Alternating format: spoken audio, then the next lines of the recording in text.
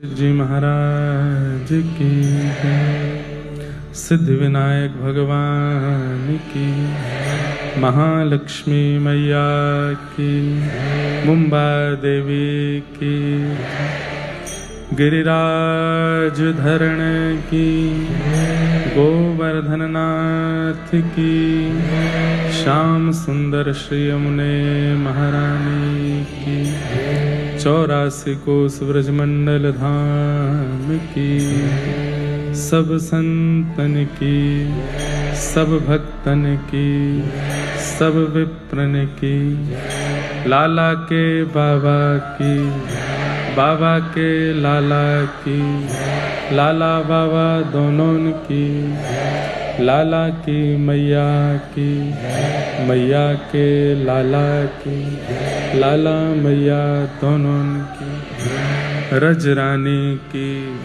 रस रानी की, महारानी की, जय जय श्री राम।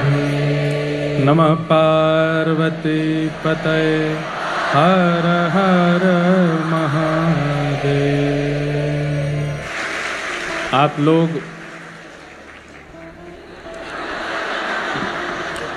इतने उत्साह में रहते हैं, बस कथा करने की और आप में कमी रह गई, नहीं तो वो भी आप ही कर दो। कीर्तन आप कर लेते हैं, जय जयकार आप कर लेते हैं, नृत्य आप कर लेते हैं, स्वरूप तिलक आप कर लेते हैं, एकादशी आप कर लेते हैं, नाम जप आपसे हो जाता है, सब तो आप कर ही लेते हैं। बस कथा करने की जिम्मेवारी हमको दे रखी है। लेकिन आपके उत्साह को हम प्रणाम करते हैं। बस यही आवश्यक है भक्ति मार्ग में। आप सबको बहुत बहुत प्रणाम, बहुत बहुत जय श्री कृष्ण, जय सिया राम। खूब भाव से आप लोग कथा श्रवण कर रहे हैं।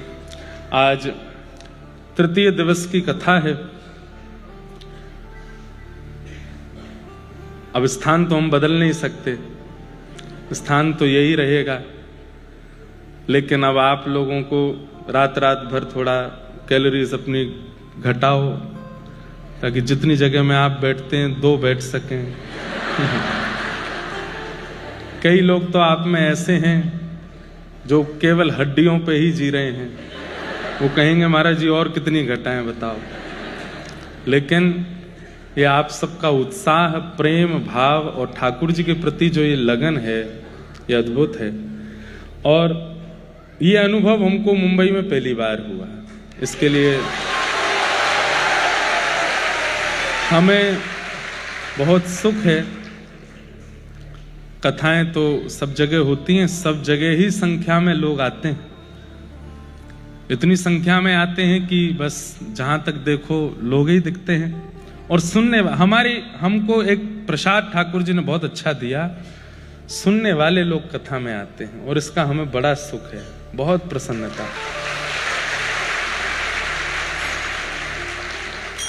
तो इस बात का बहुत सुख है कि आप सब लोग बड़े भाव से कथा सुन रहे हैं, खूब आनंद से आप लोग कथा में आते हैं।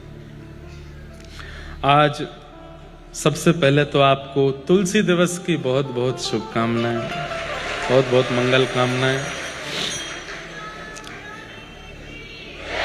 बस ठाकुर जी को जो अति प्रिय हैं वो श्री तुलसी महारानी, जिनके बिना ना विराजते हैं, जिनके बिना ना खाते हैं, जिनके बिना ना पीते हैं, जिनके बिना ना रहते हैं।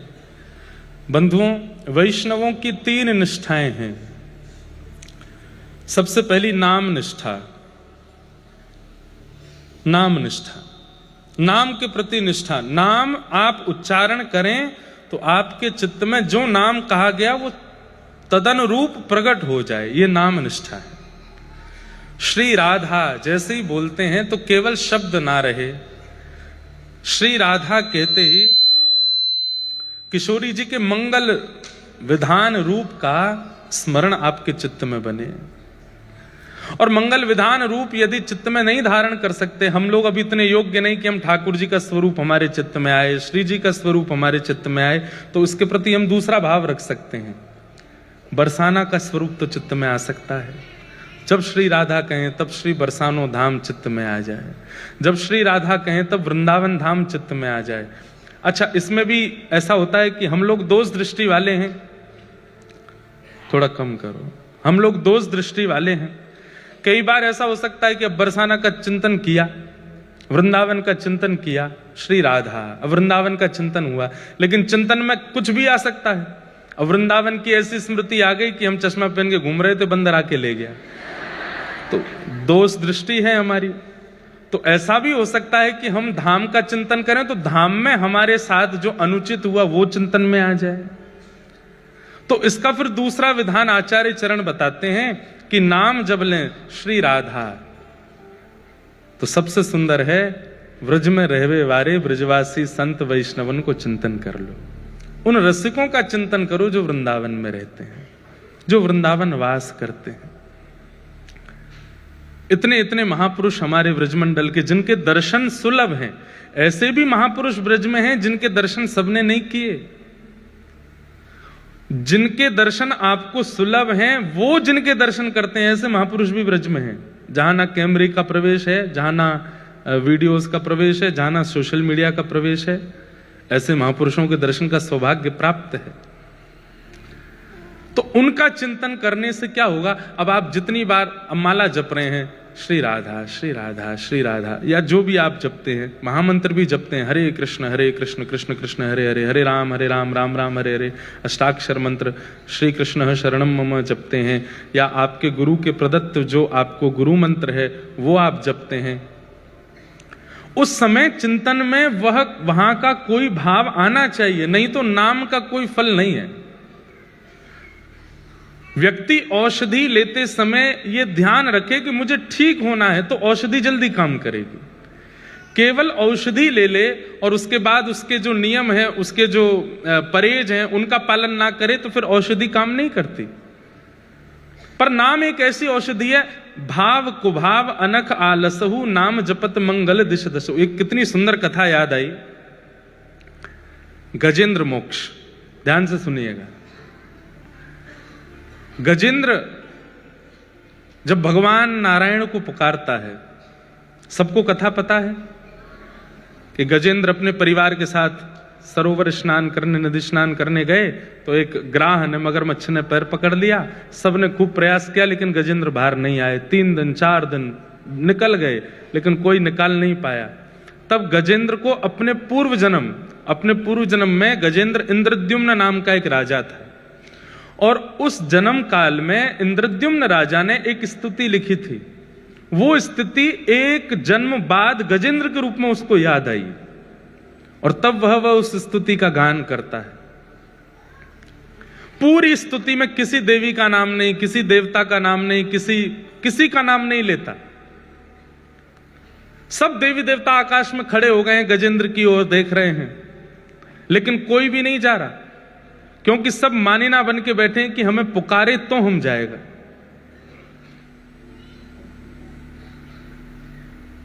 जब सबको नाम नहीं बोले, तब अंत में गरुड़ पर विराजमान होकर शंख चक्र गदा पद्मधारी नारायण गए। तब स्तुति के अंत में गजेंद्र कहता है, नारायण खिल गुरो भगवन नमस्ते। मैं नारायण जो अखिल ब्रह्मांड के गुरु हैं, परमात्मा है, मैं उनको प्रणाम करता हूं। लेकिन गजेंद्र मोक्ष जब हो गया, भगवान ने गजेंद्र को उबार दिया, उसके बाद गजेंद्र ने एक क्लैरिफिकेशन दिया। कितना सुंदर है वो, सुनने योग्य बात। गजेंद्र कहता है कि मैंने तो स्वार्थ में पुकारा था, मैं विपत्ति में पड़ा था, मेरी मृत्यु की सैया थी, मेरे को कोई नहीं बचाने आ रहा था, तब मैंने स्वार्थवश होकर के कि हे नाथ मुझे बचाओ, तब मैंने ठाकुर जी को पुकारा। तो स्वार्थ से पुकारने वाले के लिए ठाकुर जी जब गरुण आसन होकर के आ सकते हैं, जो निस्वार्थ होकर के पुकारता होगा उसके लिए ठाकुर जी कैसे आएंगे? जिसका कोई स्वार्थ नहीं है, जिसका कोई भगवान से कुछ चाहिए नहीं। सूरदास जी का पद है,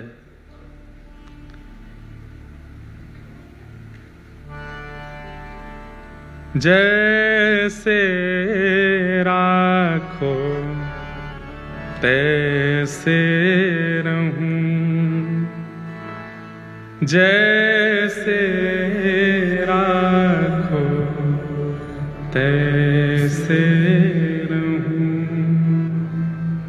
जानत हो, सुख दुख सब जन के जानत हो, सुख दुख गाओ, कठिन थोड़ा ही है। जानत हो, सुख दुख सब जन के जानत हो, सुख दुख सब। आप सब जानते हैं नाथ, तो फिर मैं क्यों कहूं मुख से कछु न कहूं, मुख से कछु न रहूं, जैसे राखो तैसे रहूं, जैसे राखो तैसे। मारा गिरधर लाल थारो न छायो ना चूरे, मारा गिरधर लाल थारो न छायो। जा रंगरा कपड़ा पहरावे, वैसो ही स्वांग बनाऊं, जा रंगरा कपड़ा पहरावे, ऐसो ही स्वांग बनाऊं। हो जैसो बोल बुलावे मुख सो, जैसो बोल बुलावे मुख, मैं तैसी बात सुनाऊं सुनाऊं, मारा गिरधर लाल थारो न छायो ना चूरे, मारा गिरधर लाल थारो। भक्ति का असली स्वरूप है ये। आपको चंग आती है कीर्तन में नृत्य करने की, अच्छा लगता है भजन, वो एक अलग बात है, परंतु भक्ति का मूल रूप यही है। हमारी इतनी भी इच्छा नहीं है, हमारा इतना भी भाव नहीं है, हमारा इतना भी श्रेय नहीं है, सब कुछ ठाकुर जी पर अर्पित है। जो तू तन को रोग लगावे, क्या है आगे,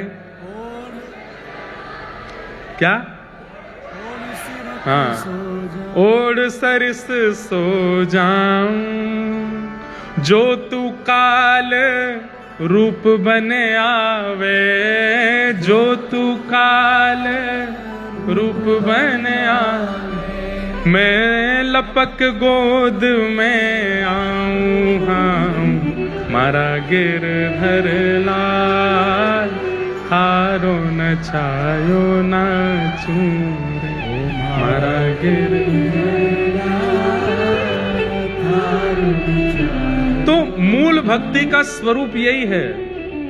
हमें ठाकुर जी से कुछ नहीं चाहिए, हम आपके हवाले हैं, आप चाहे हमारे संग जैसे करो, हम अपनी तरफ से कोई इसमें बहुत प्रयोजन या बहुत योजनाएं नहीं बनाएंगे। और हम आपको बहुत उदाहरण देकर करके भक्तों के चरित्र सुना करके तो सिद्ध करते ही हैं, पर हम ये बात कह दें, भगवान की नजर नहीं लगे इस बात को, हम ऐसे ही हैं। हमारा सच में कोई निधान नहीं होता कि हमें कब क्या पहनना है, क्या बोलना है, क्या खाना है, क्या पीना है, कहाँ जाना है, कहाँ नहीं जाना है, क्या करना है, नहीं करना है। पिछले कुछ वर्षों में इसका निधान हमारे हाथ में बिल्कुल नहीं है। आज हमने वस्त्र भी, पटका भी दूसरा निकाला, धोती भी दूसरी निकाली। हमारे भट्ट जी आए, बोले महाराज जी ये वाला पटका पहना दो, ये वाली माला पहना दो, ऐसे ये हाथ में ये कड़ूला पहना दो, पैरों में ये पहना दो। नहीं नहीं ये उतार दो, उतार लो। कान में बचपन से बाली पहनते, हमारी माँ बोली बहुत दिन, अब इसको थोड़ा ठीक करवाऊंगा, लाओ दो, मैं उतार लो। सब बोले कहाँ गई, मैंने कि पता नहीं, जो पहना दे पहन लें, उतार दे उतार लें। तो उसमें भी क्या है विधान कि जो कुछ भी लोग करा रहे हैं हाँ, इतना विवेक तो होना चाहिए कि कोई भाई यूं कह दे चलो पब चलो हमारे संग, वहां थोड़ी जाओगे, ले चलो, ऐसा थोड़ी है। अब वहां चलो, उस गलत जगह पे चलो, ऐसे थोड़ी, वहां थोड़ी जाएंगे। इतना बुद्धि विवेक तो है कि जो अयोग्य है उसकी विवेक तो सत्संग आपको देता है, पर अपनी सुख की व्यवस्थाओं में अपनी इच्छा नहीं है, ठाकुर जी की इच्छा। गजेंद्र तो कहते हैं कि मैंने स्वार्थ से पुकारा तो वो आ गए रक्षा करने के लिए। अगर मैंने निस्वार्थ से पुकारा होता तो मुझे क्या प्राप्त होता, मैं वो सोच करके चिंतित हो रहा हूं। यदि मैंने निस्वार्थ से पुकारा होता तो क्या होता। तो वैष्णवों की 3 निष्ठा में सबसे पहली निष्ठा नाम निष्ठा। जब आप नाम उच्चारण करते हैं, आप राम भी अगर कहते हैं तो आपको राम जी का स्मरण होना चाहिए। अब आपको स्मरण कैसे करें? नव कंज लोचन कंज मुख कर कंज पद कंजा। कंज किसे कहते हैं? ये है कंज, कमल। जिनके कमल जैसे नेत्र हैं, जिनके कमल जैसा मुख है, जिनके कमल जैसे हाथ हैं, जिनके कमल जैसे पैर हैं, जिनके कमल जैसा सर्वांगीण अंग है, ऐसे प्रभु श्री राम। अब आप चिंतन करो, देखो कितनी सुंदर झांकी। ठाकुर जी हैं नील वर्ण के और आंखें कैसी हैं? कमल जैसी। तो जैसे मानो नील सरोवर में 2 कमल रखे हों। ठाकुर जी के हाथ कैसे हैं? कमल जैसे, मानो नील वर्ण में 2 कमल यहां। चरण कैसे? कमल जैसे। हम लोगों का एक स्वभाव है, संसार के विषय का चिंतन हम बहुत जल्दी कर लेते हैं, लेकिन भक्तिमय चिंतन हमसे बनता नहीं। अभी कोई आपको ऊट पटांग चीजों का चिंतन करावे, विषय भावनाओं का चिंतन करावे, कोई गलत बात मंच से करने लग जाए, तो गंदी बात करने लग जाए, आप 2 मिनट में आपकी सारी इंद्रियां एक्टिव हो जाएंगी उसके लिए। लेकिन भक्ति भाव में लगाना पड़ता है, चिंतन करना पड़ता है, सोचना पड़ता है, चिंता करनी, कैसे बनेगा, कैसे बनेगा, क्यों नहीं बन रहा है? क्योंकि हमारा स्वभाव उस तरफ नहीं है, हमारी चित्त वृत्ति उस तरफ नहीं है। हमारी चित्त वृत्ति काम भोग की ओर है, तो वहां का चिंतन 2 मिनट में, गलत गाने सुन लेते हैं, गलत दृश्य देख लेते हैं, 2 मिनट में सब कुछ करना भी नहीं पड़ता, तो भी हमारी इंद्रियां सब सजग हो जाती हैं। और यहां इतनी कथाएं सुनने के बाद, नाम जप करने के बाद भी ठाकुर जी के प्रति चिंतन नहीं बन पाता। इसलिए प्रयास कीजिए, जब जब नाम उच्चारण करो तब तब या तो नामी का या नामी के धाम का चिंतन करो। जितनी बार नाम उच्चारण हो, वृंदावन का स्मरण हो, ब्रजवासियों का स्मरण हो, रसिकों का स्मरण हो, संतों का स्मरण हो, जितनी बार राम नाम उच्चारण करो। हमारे वृंदावन में एक बाबा रहते थे, उपासक थे राम जी के, रहते थे वृंदावन में। और जब बिहारी जी का दर्शन करते थे तो कहते जय हो अवध बिहारी लाल की। ब्रजवासी कहते बाबा का है वो, बावड़ा है वो है, वृंदावन बिहारी लाल है, अवध बिहारी बोले। राधा वल्लभ जी के पास जाते तो राधा वल्लभ जी के पास जय हो जानकी वल्लभ लाल की जय हो। राधा रमन जी का दर्शन करने जाते जय हो जानकी रमन लाल की जय हो। सब ब्रजवासी कहते बाबा तेरी कैसी बुद्धि। यमुना जी में जाते जय हो सरजू मैया को जल कितना सुंदर है। ब्रजवासी तो अल्लड़ होते ही हैं, बाबा तुम वहीं क्यों ना मरे, अयोध्या जाके पूरे वृंदावन में अयोध्या को नाम जपे। तो कितनी सुंदर बात कहते बाबा। किसी ने कही आप इतना क्यों राम जी का मंदिर में जाते हो, ठाकुर जी के नाम लेते हो राम जी का। तो बाबा बोले जब, अभी कथा तो बड़ी है पर मैं सूक्ष्म में सुना दूं, जब राम जी लौट करके आए अयोध्या तो शत्रुघ्न लाल जी को उन्होंने मथुरा भेजा था दैत्य वध करने के लिए। और उसके बाद शत्रुघ्न लाल जी वर्षों तक मथुरा में रहे राम जी के विरह में। तो वो बाबा बोले कि शत्रुघ्न लाल जी यहीं व्रज में विराजते हैं, उनको राम जी की बहुत याद आती है, तो मैं सब जगह राम राम राम राम गा करके उनके हृदय को प्रसन्न करता हूं, उनके हृदय को आनंदित करता हूं। सोचिए लोगों की कितनी ऊंची भावना हो जाती है हम वृंदावन में जाकर के नहीं कर पाते वो काम जो वो वृंदावन में रहकर अयोध्या का स्मरण कर रहे हैं, अयोध्या जाके वृंदावन का स्मरण कर रहे हैं। क्योंकि हमारा मन उस प्रकार का नहीं है। मन में विषय भोग और विषय वार्ताएं इतनी ज्यादा हमने श्रवण कर रखी हैं कि मन को उतनी जल्दी उस भाव का स्मरण नहीं होता। अभी नाम ले लें बड़ा पाव, तो कितनों के जीव में तुरंत स्वाद भी आ जाएगा, चिंतन भी आ जाएगा, उसका रस भी आ जाएगा, और दुकान भी दिख जाएगी, वो वाली दुकान सबसे अच्छी, वहां मिलता है बढ़िया वाला, उसमें चटनी भी अच्छी मिलती है, ये भी बढ़िया मिलता है। अभी हम नाम ले लें भांडीरवन, तो गए भी होंगे तो भी याद नहीं आ रहा होगा कि भांडीरवन में क्या था, कैसा था, स्वरूप क्या था, अयोध्या कैसा था, क्या था। इतना जल्दी इतनी उत्सुकता से याद नहीं आता, क्योंकि हमारी चित्तवृत्ति वहां नहीं है। तो वैष्णव की पहली निष्ठा नाम निष्ठा। नाम जपिए, पर नाम के साथ साथ धाम का या नामी का या धाम के वैष्णवों का चिंतन किया कीजिए, तब नाम सार्थक है। आप विश्वास मानिए 2 लाख नाम जप लीजिए, लेकिन 2 नाम जप लीजिए हमारी कही रीति से, वो 2 नाम 2 लाख पे भारी है। वैष्णव चिंतन के साथ, धाम के चिंतन के साथ। दूसरी निष्ठा है वैष्णवों की, पहली निष्ठा नाम निष्ठा, दूसरी निष्ठा एकादशी निष्ठा। एकादशी भार नहीं लगना चाहिए, एकादशी उत्साह के साथ होना चाहिए।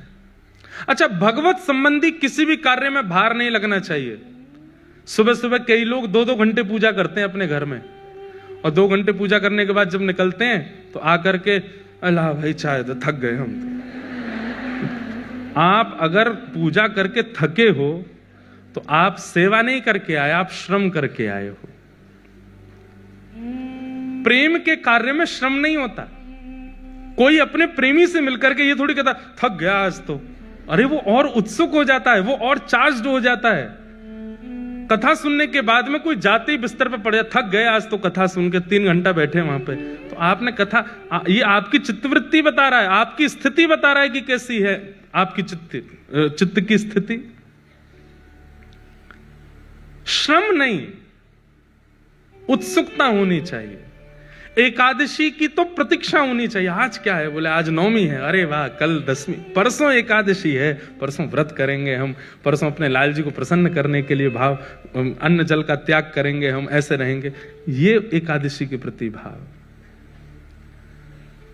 और एकादशी कर रहे हैं और घर में जिनकी एकादशी नहीं है वो रोटी खा रहे हैं, हमें मत दिखाओ। क्यों? रोटी देख लेंगे तो हमारा मन करेगा।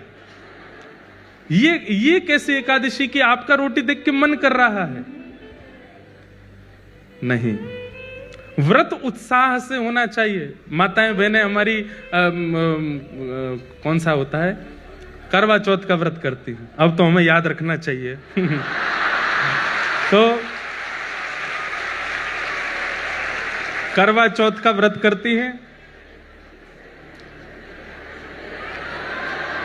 अरे बस सुनो, हमारी एक बात सुनो। हम कथा करते समय वही हैं पुराने वाले, ठीक है, उसमें कोई वो नहीं।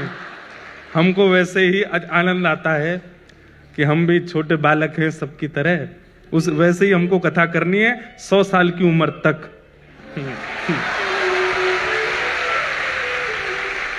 तो सुनो, बात तो सुनो पूरी। अब माताएं बहनें व्रत करती हैं, अब उस व्रत में कई माताएं बहनें जो हैं वो तड़प सी रही होती हैं कि कब निकलेगा चंद्रमा, कब निकलेगा। उस दिन जैसी चंद्रमा की आराधना कभी, कई जगहों पे बादल आ जाते। इस बार हम करवा चौथ वाले दिन बद्रीनाथ में थे, तो वहां पे 2-4 माताएं थी, वो भी बोले महाराज जी बादल आ गए। वहां तो बादल क्या, पहाड़ आ गए, पहाड़ के पीछे चंद्रमा है। तो बेचारे वीडियो कॉल करके जहां चंद्रमा दिख रहा, बोले हमको वहीं से दिखाओ। व्रत का मतलब, अब वहां व्रत का जो भाव है वो नष्ट हो रहा है कि आप तोड़ना चाह रहे हो। व्रत का मतलब क्या होता है? व्रत एक प्रकार का संकल्प है। आपने अपने प्रियतम के लिए, अपने प्रिय के लिए आज अन्न जल का त्याग किया है, उसमें उत्साह नहीं है तो वो व्रत श्रेष्ठ नहीं।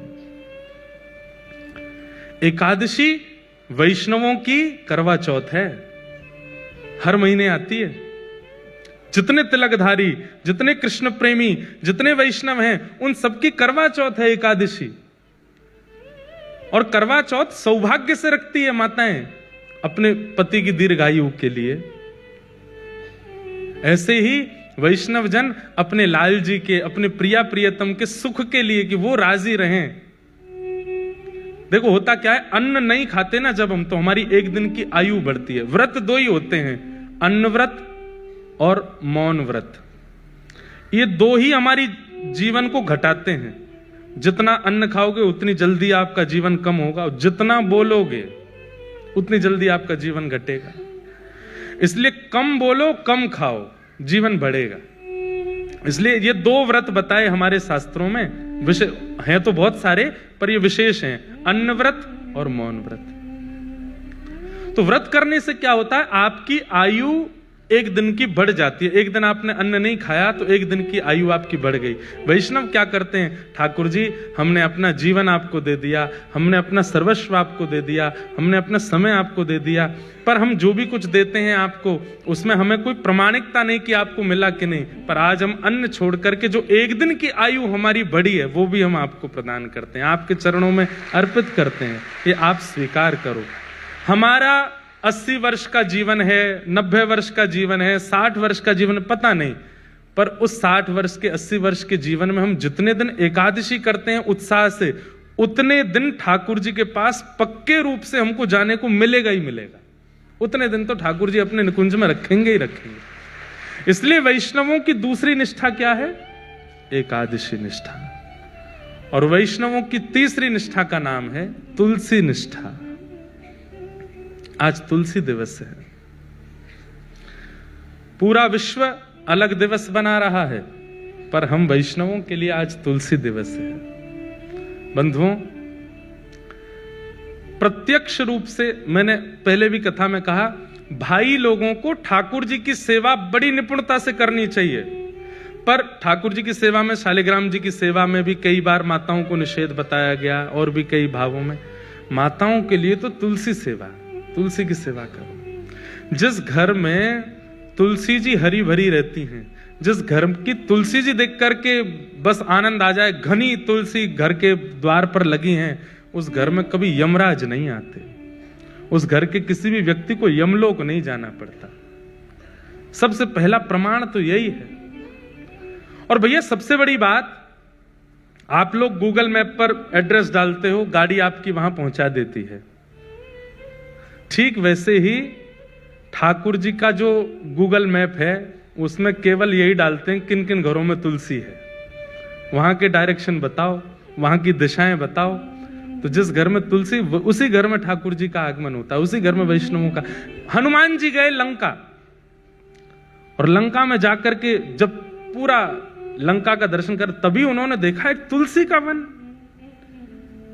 यहां कहां सज्जन कर वासा, ये लंका निश्चरों की भूमि, यहां पे सज्जन कौन रहता, बताइए। तुलसी से ये प्रमाण मिल गया कि कोई सज्जन है। और जब भीतर जाकर के देखा तो विभीषण जी महाराज, विभीषण जी को देख करके हनुमान जी ने उनको सज्जन कह दिया और कहा तुम पर राम कृपा अवश्य होगी। केवल इतने मात्र से कि बाहर द्वार पर तुलसी लगी है। आज तुलसी दिवस है। एक तो तन में तुलसी धारण करो, कंठ में तुलसी जी पहनो। हमारे प्राण कब चले जाएं पता नहीं, तुलसी जी तन में होनी चाहिए, स्पर्श में होनी चाहिए। और दूसरा, घर पर तुलसी धारण करो, घर पर तुलसी विराजमान करो। आज इसी प्रकार से अपने तुलसी दिवस को आनंदित आप लोग करो। बहुत सारे प्रश्न आए हैं, इतने सारे आए कि मैं तो पढ़ ही नहीं पाया, लेकिन कुछ विशेष हैं इसलिए मैं सुना देता हूं पढ़ करके। महाराज जी, श्री कृष्ण जब साथ में होते हैं परिवार के साथ, और वहां वैष्णव के प्रति बुराई हो रही हो, दोष देख रहे हो, और हमें ना चाहते हुए भी वो सुनना पड़े, हम जानते हैं कि वो अपराध है, मतलब घर के लोग किसी वैष्णव का बुराई कर रहे हैं, चॉइस ना हो, तब हम सबके साथ रहें, के भी मन में नाम जप करें, क्या मतलब उनका ऐसा भाव है कि घर में जब कोई वैष्णव अपराध कर रहा हो, हमें ना चाहते हुए भी मौन रह के सुनना पड़े, तो हमें क्या करना चाहिए? देखो, वैष्णव अपराध कोई व्यक्ति कर रहा है, वैष्णवों के प्रति अनर्गल बातें कर रहा है, आपको सुनने और देखने को यदि प्राप्त हो रही है, आप तुरंत उसका मानसिक त्याग करो, मन में उस बात को आने मत दो, मन में उसका चिंतन मत होने दो, और उस व्यक्ति के नाम से भी ठाकुर जी को प्रणाम करो, हे इसको सद्बुद्धि देना नाथ कि अब ऐसा ना करे। बस यही आप कर सकते हैं। लड़िएगा मत, विवाद मत करिएगा, विवाद वैष्णव का स्वरूप नहीं है। बंधुओं, कलिकाल जितना आगे बढ़ेगा उतना ज्यादा व्यासपीठ को, उतना ज्यादा संत समाज को, उतना ज्यादा वैष्णवों को खतरा बढ़ता ही जाएगा। लोग बाग दुनिया भर के प्रलाप करके कैसे भी करके चाहते हैं कि इतने वैष्णवों को कथा नहीं सुननी चाहिए, इतने लोग क्यों सुन रहे हैं, इतनी भक्ति क्यों बढ़ रही है लोगों में, इतने कृष्ण भक्त क्यों हो रहे हैं? तो कहीं ना कहीं कलयुग प्रलाप करवाता है लोगों से। आपको चाहिए आप मौन रहिए, उनके नाम से भी जप कर लो, ठाकुर जी इनको सद्बुद्धि दे। ठाकुर जी को नहीं छोड़ा लोगों ने, आजकल के वैष्णवों को क्यों छोड़ेंगे? इसलिए उस पर ज्यादा चिंतन नहीं।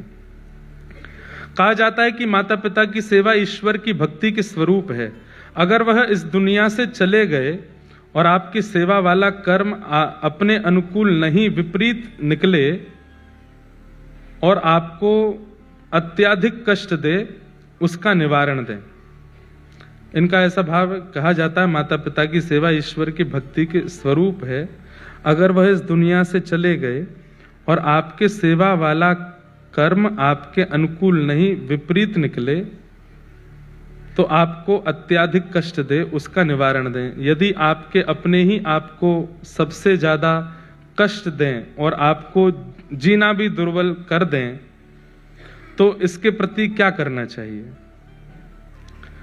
प्रहलाद जी महाराज का चिंतन करो, जहां पिता ही हिरण्यकश्यप हैं, पिता ही मारते हैं, पिता ही मरवाने की आज्ञा देते हैं, ऐसी स्थिति में भी प्रहलाद जी महाराज। बंधुओं, एक चीज सीखिएगा, भक्ति परिस्थिति के अनुकूल विचलित नहीं होने देती। परिस्थिति में चाहे पति, चाहे पत्नी, चाहे माता पिता, चाहे अंतरंग व्यक्ति भी आपके विपरीत हो जाए, तो भी अगर आप भक्त हैं तो आप विचलित नहीं होंगे। प्रहलाद जी महाराज से सीखो। प्रहलाद जी महाराज प्रसन्न, प्रहलाद जी ने नृसिंह भगवान को इसलिए प्रकट कर दिया क्योंकि इतने समस्त प्रलापों में भी एक बार भी अपने पिता को दोष दृष्टि से नहीं देखा। अब एक कथा सुनाते हैं। हमारे पांडुरंग भगवान के अनेक भक्त हुए, उनमें से एक भक्त हुई सक्कूबाई। कौन हुई? सक्कूबाई। तो सक्कूबाई की कथा मैंने सुनाई है पहले भी, पर मैंने एक ग्रंथ में कुछ अलग भी पढ़ा, पंढरपुर में ही। आज स्मृति में आया तो सुना देता हूं आपको, ध्यान से सुनिएगा।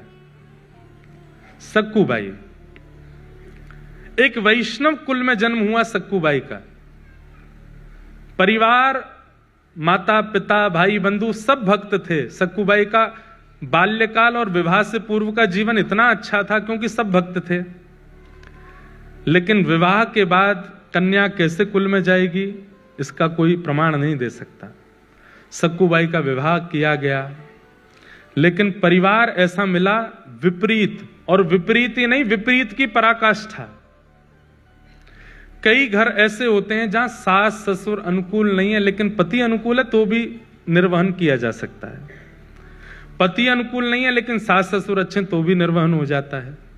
बहुत सौभाग्यशाली मानिए कि सब अनुकूल हैं, माता पिता, सास ससुर, पति, बच्चे सब अनुकूल हैं। तो बहुत बड़ी कृपा है ठाकुर जी की, नहीं तो कोई ना कोई प्रतिकूल ही रहता है। तो सक्कूबाई का तो ऐसा जीवन, ससुर जी भी प्रतिकूल, सासू मां भी प्रतिकूल, देवर ननद भी प्रतिकूल, और अंत तो गत्वा पति भी प्रतिकूल। कोई भी उनका था नहीं। सावधानी से सुनिएगा, प्रतिकूल थे सब।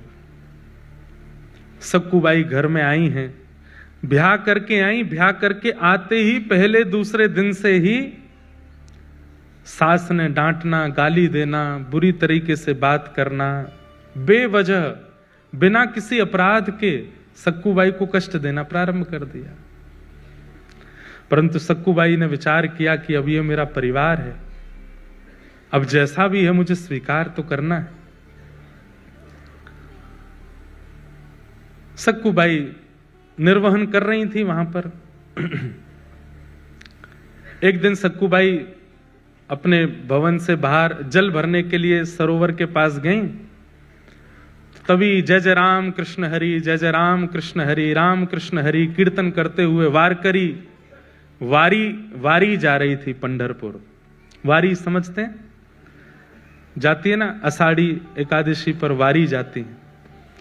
मुंबई से भी बहुत वैष्णव, वारकरी वैष्णव जाते हैं। क्या अद्भुत नजारा होता है पंढरपुर के मार्गों का, जगह जगह से वारी आती है। एक बात तो माननी पड़ेगी, भारत में सब जगह भक्त हैं, पर महाराष्ट्र जैसे नहीं है। महाराष्ट्र अद्भुत है। माझे माहेर पंढरी, आहे भीवर छातेरी, माझी बहन चंद्रभागा, माझी बहन चंद्रभागा, करत से पाप भंग, करत से पाप भंग, करिता से पाप भंग, ओ माझे माहिर पंढरी, आहे भीवर छातेरी, एका जनार्दनी शरण, एका जनार्दनी शरण। ये महाराष्ट्र की कृपा है, हम आते रहते हैं तो हमको मराठी अभंग 2-3 याद हो गए हैं। थोड़े थोड़े आते हैं। पहले तो गलती भी होती थी, अब वो भी नहीं होती, अब तो ऐसे याद हो गए हैं, गा देते हैं। तो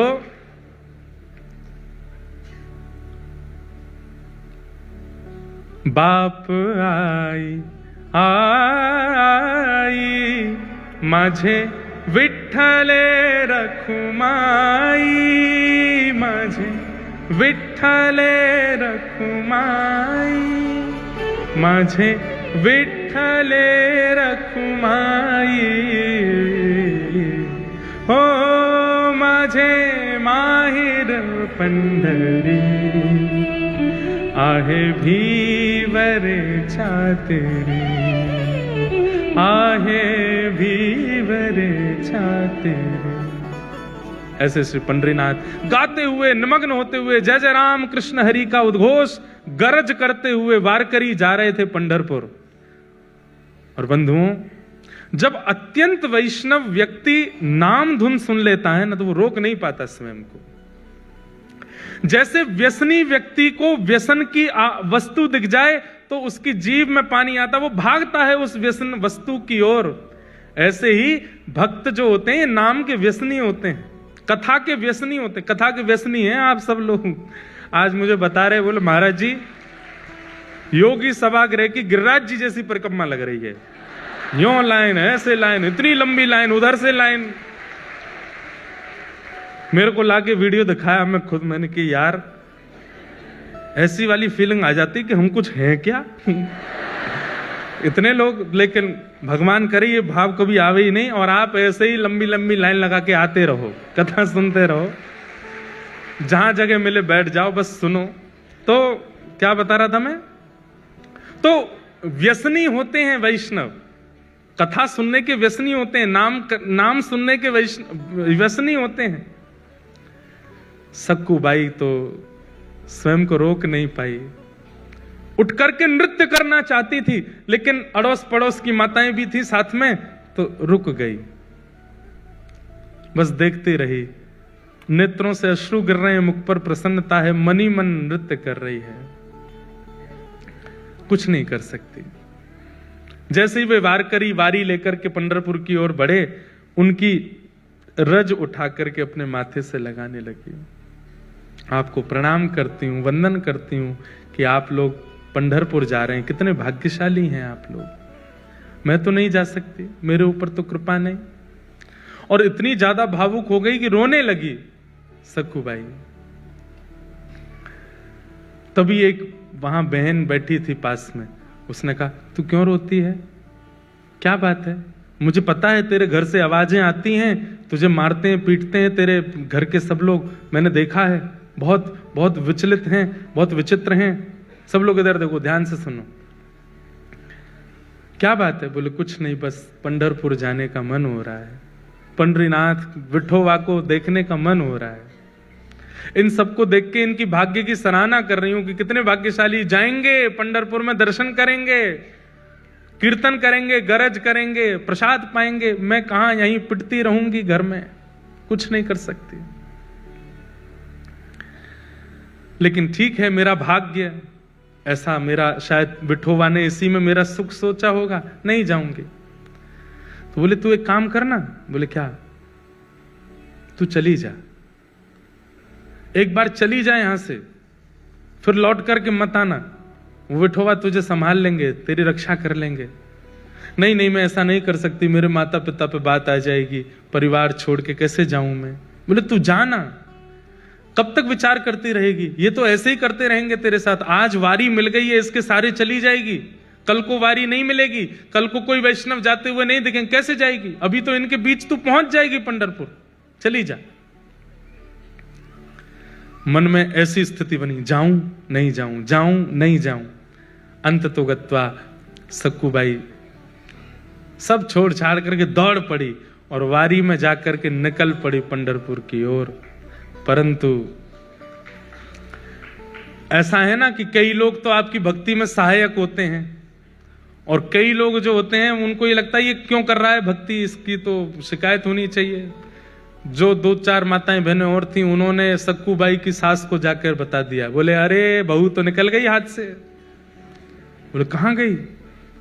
बोले वो वारी जा रही है पंढरपुर, उसमें नाच रही है, संतों के बीच में नाच रही है और नाचती हुई जा रही है, सब छोड़ छाड़ के निकल गई है। तुरंत अपने पुत्र को बुलाया, पति को बुलाया, अरे सक्कूबाई चली गई, उसको पकड़ के लाना है। डंडे लेकर के बड़े बड़े पहुंचे, वारी ज्यादा दूर नहीं जा पाई थी, वहीं सक्कूबाई के केस पकड़ लिए, लेकर के आए वापस। सक्कूबाई के तो अभी भी वही कीर्तन चल रहा था मुखमंडल पर, जय जय राम कृष्ण हरि, जय जय राम कृष्ण हरि।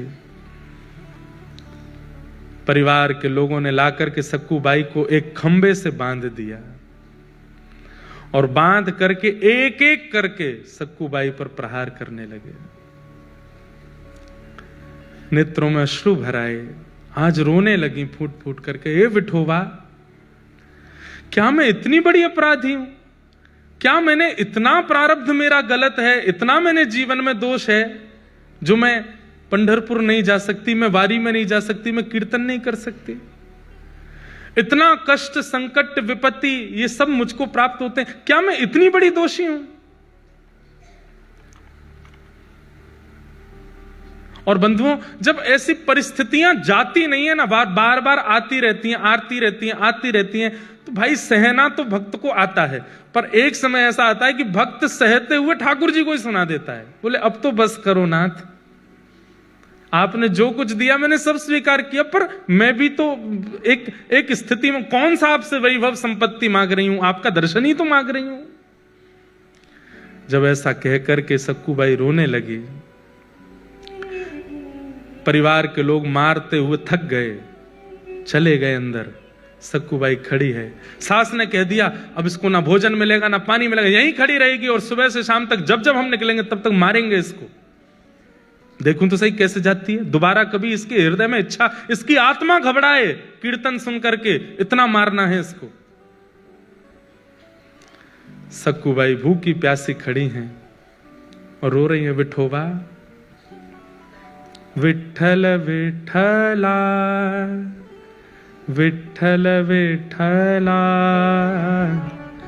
विठ्ठल विठ्ठल विठ्ठल विठ्ठल विठ्ठल विठ्ठला, विठ्ठल विठ्ठला, विठ्ठल विठ्ठला, विठ्ठल विठ्ठल विठ्ठल विठ्ठल।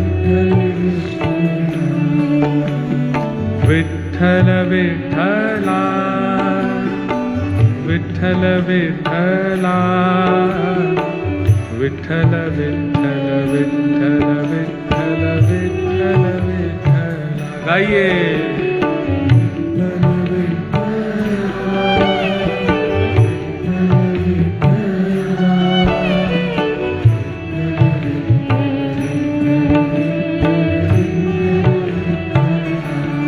सक्कूबाई गा रही है और इतने में ही एक गांव की ही जो जैसे नवारी साड़ी पहनते हैं ना यहाँ महाराष्ट्र में, लांग लगा करके माताएं ऐसे तैयार होती हैं, गजरा वजरा पहन करके, बिल्कुल ऐसी नवारी साड़ी पहन करके सांवली सी एक सखी, स्वयं पंडरीनाथ भगवान एक सखी बन करके आए और आकर के सक्कूबाई के पास खड़े हो गए, नेत्र बंद करके अश्रु प्रवाह करती हुई गा रही है।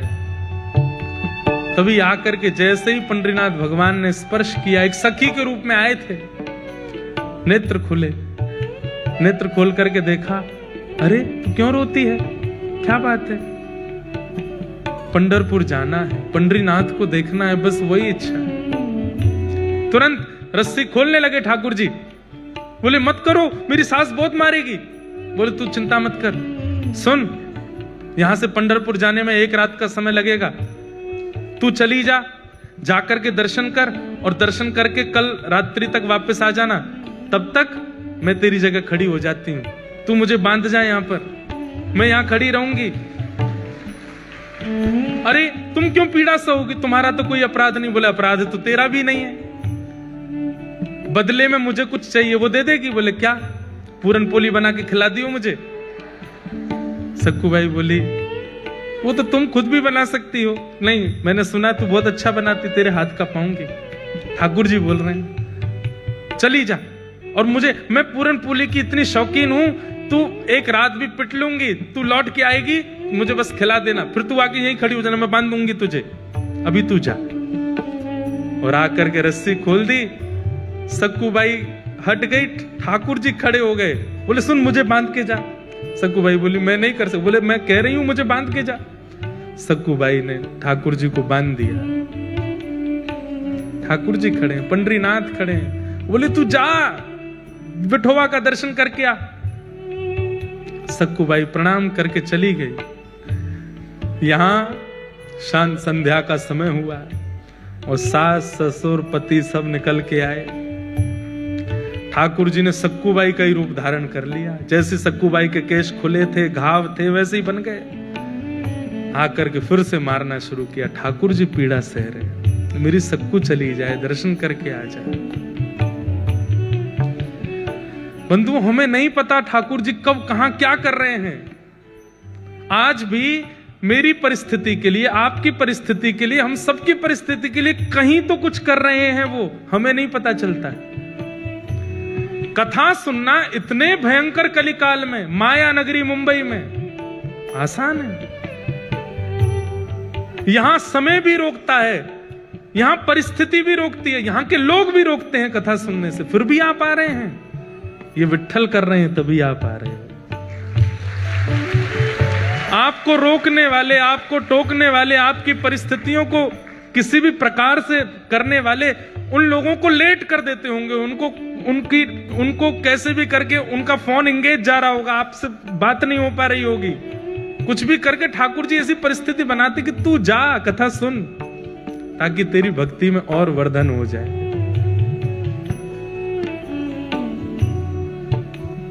पति मार रहा है, सास ससुर मार रहे हैं, ठाकुर जी पिट रहे हैं खड़े होकर के, और बोले मेरे भक्त को जो कष्ट मिला वो मैं भी तो सहूं। अनुब्रजाम में हम नित्यम पूये ये तन्य रेणु भी। ठाकुर जी कहते हैं मैं नित्य अपने भक्तों के पीछे पीछे घूमता हूं, मेरे भक्त का कोई अपराध करता है तो वो इस बात को निश्चित रखे वो अपराध मेरा भी हो रहा है। मेरे भक्त के मुख पर तुम गाली दे रहे हो तो मेरे सामने खड़े होकर के गाली देने में तुमको जैसा लगेगा वैसा ही हो रहा है, तुम मुझे ही गालियां दे रहे हो। सक्कूबाई तो पहुंच गई पंढरपुर, यहां ठाकुर जी पीड़ा सह रहे हैं। सुबह का समय हुआ, रात निकल गई, ठाकुर जी खड़े रहे भूखे प्यासे। पति आता था रोज रस्सी देखने के लिए, ढीली तो नहीं हो गई। और जैसे ही सक्कूबाई की रस्सी पेट के पास से पकड़ करके देखी, ढीली तो नहीं है। जैसे ही हाथ लगाया तो ठाकुर जी के अंग का स्पर्श जैसे ही पति को हुआ, उसके चित्त में दया का संचार होने लगा, दया की भावना आने लगी। बंधुओं, जब कभी भी इस संसार में दुनिया निर्दयी हो गई हो, लेकिन आपके चित्त में तब भी दया आई हो, तो ये बात याद रखना, ठाकुर जी ने छुआ है आपको, इसीलिए दया आ रही है, इसीलिए प्रेम आ रहा है। ये दया की भावना, ये प्रेम की भावना, ये सरल स्वभावना, ये आपका नहीं है। आप सब तो राक्षस हैं। हमारे अंदर ये सहज स्वभाव का प्रादुर्भाव ठाकुर जी के स्पर्श से होता है। जब जब दया आवे, जब जब किसी के ऊपर करुणा आवे, किसी के ऊपर दया आवे, किसी की सरलता, किसी के प्रति दीन भाव आवे, समझना ठाकुर जी ने छुआ है। सक्कूबाई के पति ने जैसे ही छुआ तो दया आ गई। कितनी दया आई? भूखी है, 2 दिन से कुछ खाया नहीं तूने, चल अभी मां पिता को आने में देर है, तब तक मैं रस्सी खोल देता हूं, कुछ खा ले, खुद बना के खा ले। रस्सी खोल दी, और सुन मेरे लिए भी बना देना। थोड़ी दया ही आई है, ज्यादा थोड़ी आई है, थोड़ी सी दया आई है। आहा, आप ये मत सोचिए कि वो कितना निर्दयी है, ये सोचिए कि एक सक्कूबाई के कारण ठाकुर जी कितनों भक्तों के हाथ का बना हुआ प्रसाद ठाकुर जी पाते हैं। ठाकुर जी के हाथ का बना हुआ प्रसाद ये दुष्ट निशाचर पाने जा रहे हैं सक्कूबाई के कारण। ठाकुर जी आटा लेकर के आए हैं, और जो जो सामग्री होती है पूरन पोली में सब ठाकुर जी व्यवस्थित कर रहे हैं। अपने हाथ से आटा मार रहे हैं, उसके अंदर वो जो मीठा मीठा सामग्री होते है उसको धर रहे हैं, बेल रहे हैं अपने हाथ से, कोमल हाथों से। ठाकुर जी ऊपर वैकुंठ में बैठी लक्ष्मी रो रही है ठाकुर जी को देख के। ये कैसा सौभाग्य, एक भक्त के लिए ठाकुर जी कितना करते हैं। अभी बंधुओं जनाबाई का प्रसंग नहीं आया, नहीं तो नेत्रों के अश्रु रुकेंगे नहीं। ये पंडरीनाथ भगवान की ऐसी ऐसी लीलाएं हैं कि मैं क्या सुनाऊं आपको। अपने हाथ से पूरन पोली बना रहे हैं, और कहां परमात्मा सबसे पहले आरोगते हैं, लेकिन आज भक्त के परिवारियों को पवा रहे हैं, उसके पति को पवा रहे हैं, उसकी माता बहन को पवा रहे हैं, उसके सास ससुर को पवा रहे हैं। उसके बाद पति कहता है तू भी पाले। अंत में ठाकुर जी स्वयं पार, आधा कोर पाया, पूरा पा भी नहीं पाए। किसी ने पूछा ठाकुर जी आप क्यों नहीं पा रहे हो? अपने हाथ का बनाया आज तक नहीं पाया, सदा भक्तों के हाथ का ही पाया है, स्वाद नहीं आ रहा है।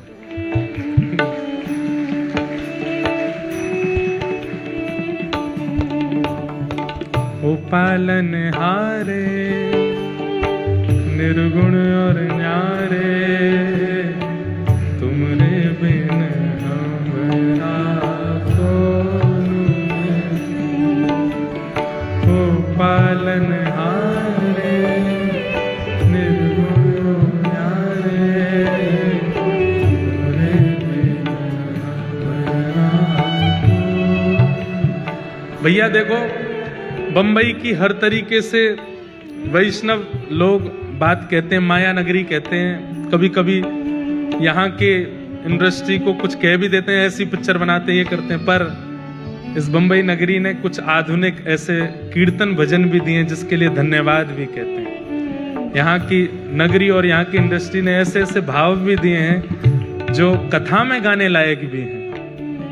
हमरी उलझन सुलझाओ भगवन, तुमरे बिन हमरा कौन नहीं। हमरी उलझन सुलझाओ भगवन, तुमरे बिन हमरा। पूरन पोली पवादी ठाकुर जी ने स्वयं पाली।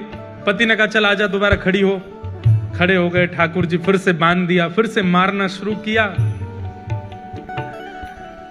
वहां सक्कूबाई पहुंची है पंढरपुर, और पंढरपुर पहुंचते ही जैसे विठोबा को देखा है, कमर पर हाथ रख के सुंदर ते ध्यान उभे विटेवरी, आहा ऐसा सुंदर जिनका ध्यान है, उनका प्रत्यक्ष दर्शन करके सक्कूबाई तो मंत्रमुग्ध हो गई। ठाकुर जी के चरणों को स्पर्श करके हृदय से लगा करके दर्शन करके इतनी आनंदित हो गई। अब जैसे ही बाहर निकलने लगी, सक्कूबाई तो भूल गई कि मेरा परिवार है, मेरा घर है, मेरा पति है, मेरी सास है, कौन, सब भूल गई। कुछ स्मृति नहीं थी, बस ये लग रहा है कि मैं दूर नहीं जा सकती, मैं आपसे दूर नहीं हो सकती नाथ। ज्यों ज्यों पग बाहर कर रही है घर से, मंदिर से, त्यों त्यों सक्कूबाई के ऐसा लग रहा है कि मैं कैसे रहूंगी, ये विठोबा जैसे दिखने बंद होंगे, मेरी श्वास निकल ना जाए, मेरे प्राण ना चले जाएं। और वही हुआ। जैसे ही सक्कूबाई मंदिर से बाहर आई, विठोबा दिखने बंद हुए। व्याकुल प्राण धरत नहीं धीरज, ऐसे प्राण हो गए सक्कूबाई के। उसी समय एक क्षण में खड़ी खड़ी सक्कूबाई के प्राण निकल गए, ठाकुर जी में विलीन हो गए। वही वारकरी वैष्णव जो वारी लेकर के सक्कूबाई के गांव से निकले थे, वो सब वहां कीर्तन कर रहे थे। तभी देखा कि कोई माता मूर्छित हो गई। दौड़ करके सबने जाकर के देखा, श्वास देखी चल नहीं रही है, नब्ज देखी चल नहीं रही है। वैद्य आए, वैद्यों ने मृतक घोषित कर दिया। वारकरी वालों में से एक बोला, अरे ये तो वो सक्कूबाई है, इसके गांव से ही तो हम लोग निकले थे, जो हमारी वारी में थोड़ी दूर चली, फिर सास ससुर पकड़ के ले गए थे, मारा पीटा, ये वही तो है। सबने मंत्रणा की, बोले कितनी सौभाग्यशाली, ठाकुर जी को देखते देखते प्राण चले गए। अब इसका शव वापस इसके घर पहुंचाना नहीं है, यही संस्कार कर दो इसका। हम लोग करेंगे, हम वैष्णव संस्कार करेंगे। और चंद्रभागा के तट पर जाकर के सक्कूबाई का संस्कार कर दिया वैष्णवों ने। वहां ठाकुर जी बंधे हैं सक्कूबाई बन करके। ठाकुर जी कह रहे हैं, वारी सक्कू तू तो गई, मैं यही खड़ा रह गया। अरे सक्कू ये क्या करके गई?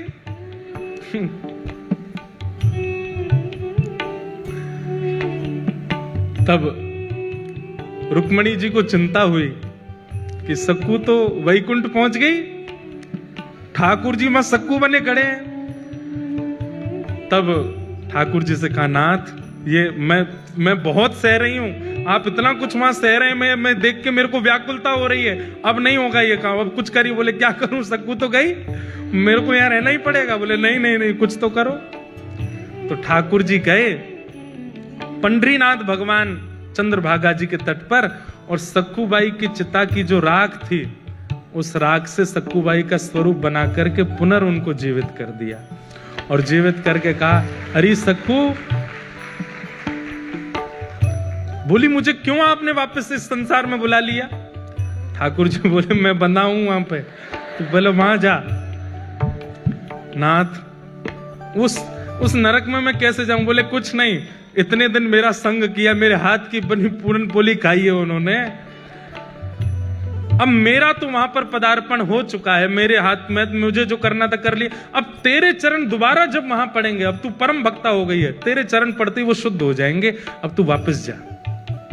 और वापस जाकर के वहां पर व्यवस्थित हो। सक्कूबाई अर्धरात्रि के समय पहुंची, ठाकुर जी वहां सक्कूबाई बने खड़े थे, उनको मुक्त किया। मुक्त करके ठाकुर जी तो अंतर ध्यान हो गए, कृपा करके सक्कू